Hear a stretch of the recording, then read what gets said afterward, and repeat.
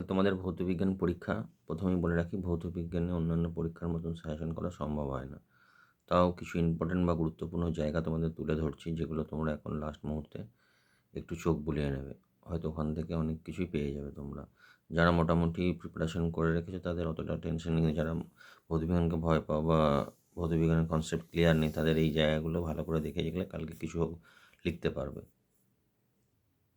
প্রথম চ্যাপ্টারটা তোমাদের পরিবেশের জন্য ভাবনা, ওখানে করবে স্থিতিশীল উন্নয়ন বলতে কী বোঝো, স্থিতিশীল উন্নয়নের জন্য আমরা বায়ুশক্তি সৌরশক্তিকে কীভাবে ব্যবহার করতে পারি, এই জায়গাগুলো খুব ভালো করে দেখো।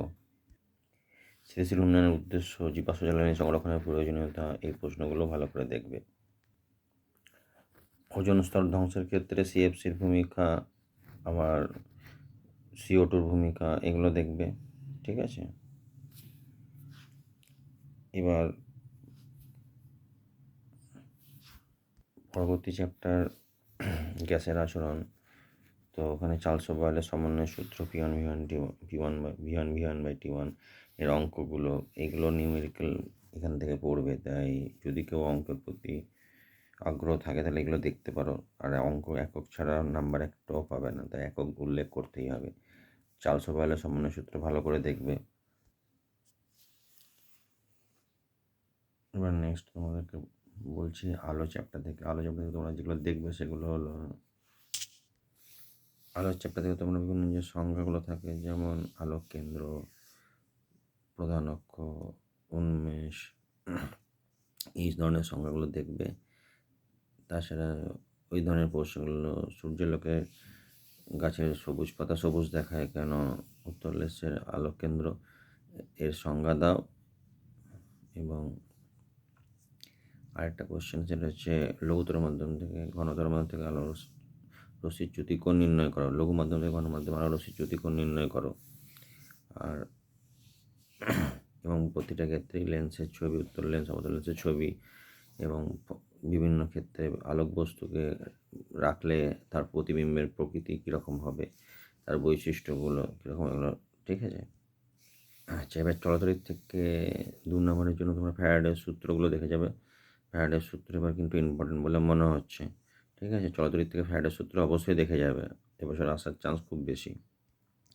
ফ্লেমিংয়ের মস্ত নিয়ম অবশ্যই দেখবে। তারপর 220 ভোল্ট 60 ওয়াটের প্রশ্ন যেগুলো হয়, কত বৈদ্যুতিক খরচ হবে, বিদ্যুৎ বিল কত আসবে, এই ধরনের প্রশ্নগুলো। এবারে আয়নীয় সামাজিক বন্ধন থেকে লুইস ডট অবশ্যই দেখবে। লুইস ডট একটা পাবেই।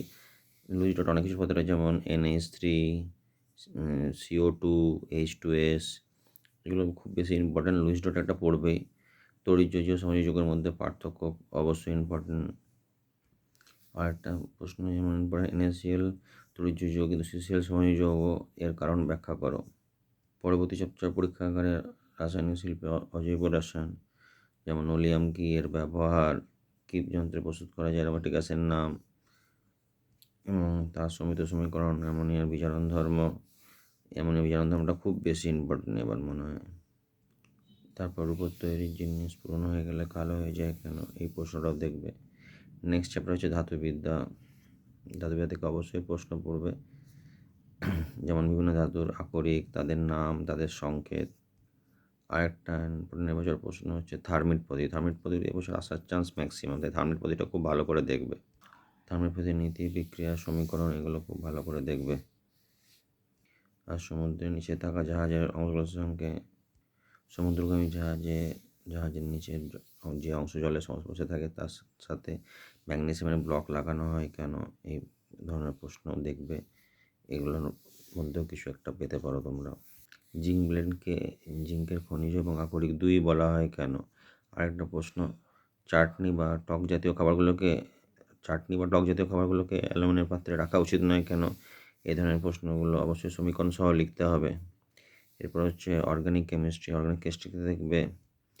জৈব রসায়ন থেকে দেখবে রিনেসার স্পিড কি, এর ব্যবহার, ইথিলিন, ইথিন, এগুলো দেখবে। কার্যকরী গ্রুপ বলতে কী বোঝো, কার্যকরী গ্রুপের উদাহরণ PVC সম্পূর্ণ নাম, CNG সম্পূর্ণ নাম, PVCর মনোমার, এদের ব্যবহার, এগুলো সব ভালো করে দেখবে। 2 নম্বরের প্রশ্নের ক্ষেত্রে এই প্রশ্নগুলো খুবই ইম্পর্টেন্ট।